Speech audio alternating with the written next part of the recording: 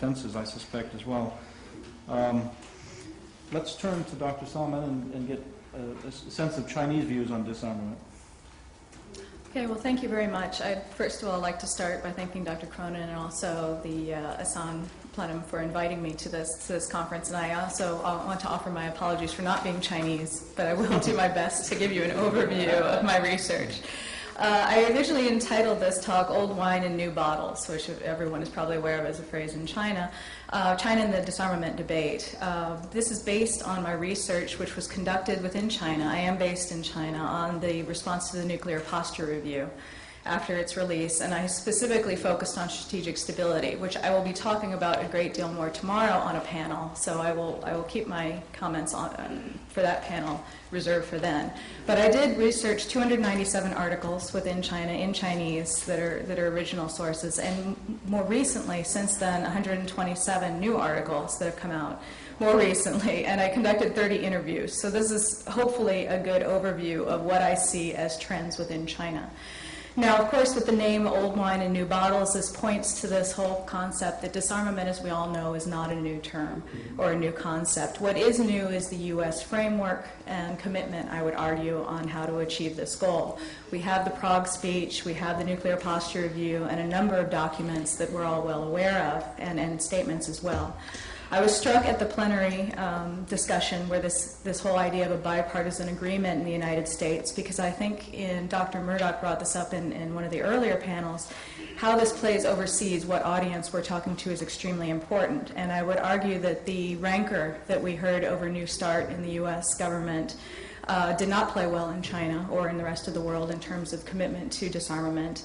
And moreover, we see a contradictory stance coming out from the United States, which is quite often and frequently referred to within these Chinese sources that I'm talking about. I see, although when I talk about contradictions on the U.S. side, I think that equally China is also conflicted when it comes to this concept of disarmament. Now, China has, of course, a long-standing commitment to disarmament. It's in its rhetoric. It comes out of its first nuclear test even. And also this idea of nuclear weapons as a paper tiger, which everyone knows from Mao Zedong's time. And pretty much everyone that you will talk to stays in line with that concept. There's a strong support for disarmament. But they're not on board with how the United States seeks to achieve this goal, I would say by and large. And two of the main things that have already been touched upon is ballistic missile defense and conventional prompt global strike, or any advanced conventional capability that is seen as replacing a nuclear deterrent. Largely, you see the phraseology repeats itself for the past year. They're seen as destabilizing, and I would say not just this past year, but since we've been talking about ballistic missile defense, seen as destabilizing, increasing an imbalance that has occurred since the end of the Cold War, where you have the United States as this overarching hegemon. You still see hegemony mentioned quite frequently. And this idea that these two systems that I'm talking about, and a range of others, destroy strategic stability. They're not conducive to strategic stability or mutual vulnerability, and that is key.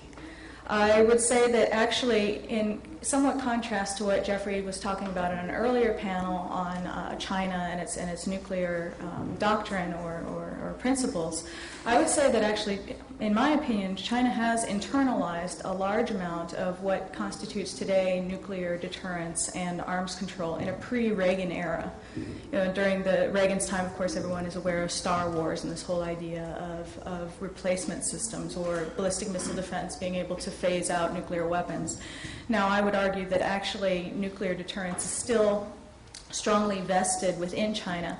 How? Because for China and other countries, if you remove the nuclear option, you lose the equalizer.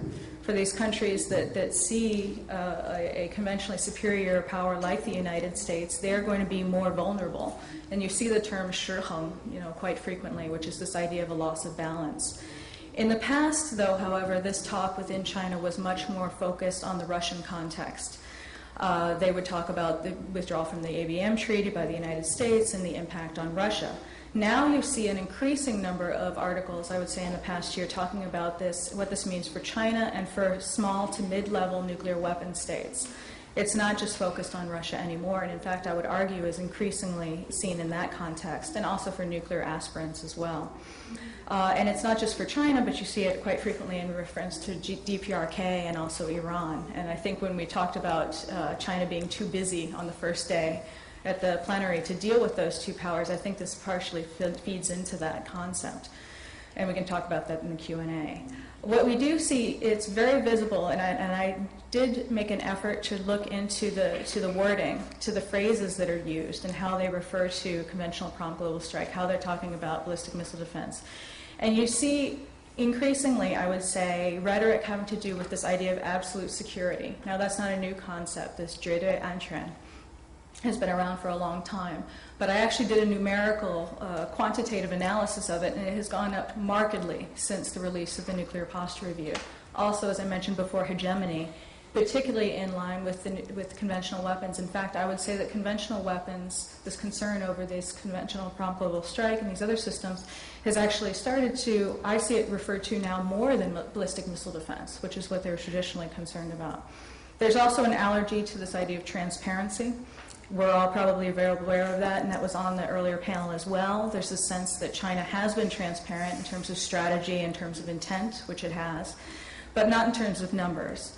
And I would argue that this is the point that we're going to get into the most difficulty in engaging China on disarmament, and why it's so problematic is because if you're going to talk about disarmament at some point, you're going to have to talk about numbers. And regardless of whether you're at 1550 or what have you, I think that the gap that is still currently visible is something that's mentioned quite frequently, this idea of locking China into a gap between the two. And it's not necessarily a race to parity, but this idea that China is concerned that there's still such a, you can't really talk about China yet until you even come down further. And also in terms of its minimum nuclear deterrent, in terms of posture, it requires a large degree of opacity. You can't have the same level of transparency, I would argue, and still maintain that posture. So in engaging them on disarmament talks, numbers are going to inevitably become a focus, and we need to deal with that. Now, what does that mean for China? And what would be the impact of engaging them on disarmament, particularly in terms of their program? Now, I would argue that in a lot of what I'm seeing now where we talk about absolute security means that they are already feeling that they're being targeted. And when you feel targeted, you feel defensive, right? And the debates that they were talking about on the earlier panel on China's nuclear deterrent and its weapons in terms of no first use, in terms of mating, in terms of all these issues, and sending a signal, some of that internal debate could be argued to be responsive to the United States and some of its postures. But what is the main way in which they're responding to all of this? I see it as a delaying participation on disarmament, until, first of all, the United States figures out exactly how it wants to conduct itself in this regard, but also because it's really, I have a hard time seeing now where it is in China's interest. I don't think it's a good case is being made. While they support disarmament, I don't think that there are enough advantages right now to getting involved in the debate. And the U.S. on this point has given China a window to delay its participation. Why? Not just because of the basic level or the structure of its political system, the rancor over New START. You also have the UN Security Resolution 1887, which is talking about these creating conditions, right, for disarmament, which lends itself to this idea of, well, when are those conditions ripe? And in fact, Hu Jintao actually has made that point before, that conditions need to be ripe before China becomes involved. And even in the Prague speech, I would argue that Obama put that out there of saying, not in my lifetime, will this necessarily happen? And that phrase is actually repeated quite frequently in a lot of the articles that I was looking at as kind of this inducement to wait. Now, I would also argue on the nuclear deterrence front, as I mentioned before, it's been internalized not just by China, but also by the United States. They have a similar, while they may not be entirely similar on all their points on nuclear deterrence, at the same time, too, they see it in different ways and they still maintain it. For China, it's that idea that this nuclear deterrence, basically it deals with the balance issue that I just mentioned, and also for the United States, as we know for the past few days, extended deterrence. Nuclear weapons are equalizers, and once again, what is the advantage for China? One thing that I also see quite frequently is the reference of strategic advantage in disarmament, this whole concept of disarmament, in the idea of a genre of 优势, right? This idea that who's most benefiting. I think that they see the United States as gaining the most advantage from this. And once again, it brings us back to this whole idea of ballistic missile defense and conventional prompt global strike. And I think that there's an idea you see quite frequently of challenging the status quo with that, the potential for an arms race, a conventional arms race actually resulting from this whole idea. So even if it's conceptual, something like conventional prompt global strike, I would argue that concepts do matter. But then so do actions. So I would like to conclude with just a few measures, and these are just suggestions for everyone's consideration. I think one of the things that needs to happen is there needs to be a reevaluation in terms of making further nuclear reductions hinge on China. There's so much talk about China and this issue of racing to parity. Particularly at an early stage, I don't see that will really to become involved, to become a participant. And if you make it hinge on China, then I'm afraid that things will be delayed even further.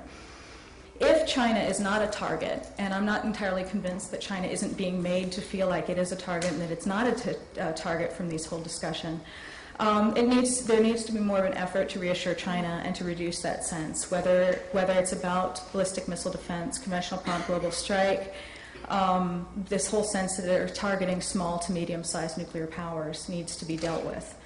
And also, I just find within the whole disarmament debate that there's this grand idea in the background of a whole goal of nuclear disarmament, and it's easy in that regard to change the goalposts. And I see the goalposts being constantly challenged, not by just China, but by a number of powers. So achievable measures, I would argue. Some of the areas that I see potential cooperation, nuclear security and safety, are actually some areas that Chinese experts seem most, as of late, interested in engaging on. Cooperative frameworks on ballistic missile defense. We talk about it with Russia. Why in the future is it not possible to talk about with China? Whether or not that's just pre-notification launches or on launches. I think also there needs to be better sequencing and understanding of unintended consequences. We talk about New START. New START is now passed, and I feel like that there's now a certain degree of rhetoric of saying, well, now Russia and the United States have done their part. Now it's China's turn. I don't think that within China, I get the sense that most people feel that the United States and Russia have done enough. There's also this concept of pushing and pulling China into this disarmament debate, the whole idea of la ru, or pulling, and also the pressure factor, yali, is quite frequently mentioned. And I think that in terms of that, once again, we get into the issue of transparency on numbers, and that's problematic, especially for their minimum nuclear deterrent. And I worry about whether or not provoking a response that we're actually trying to avoid.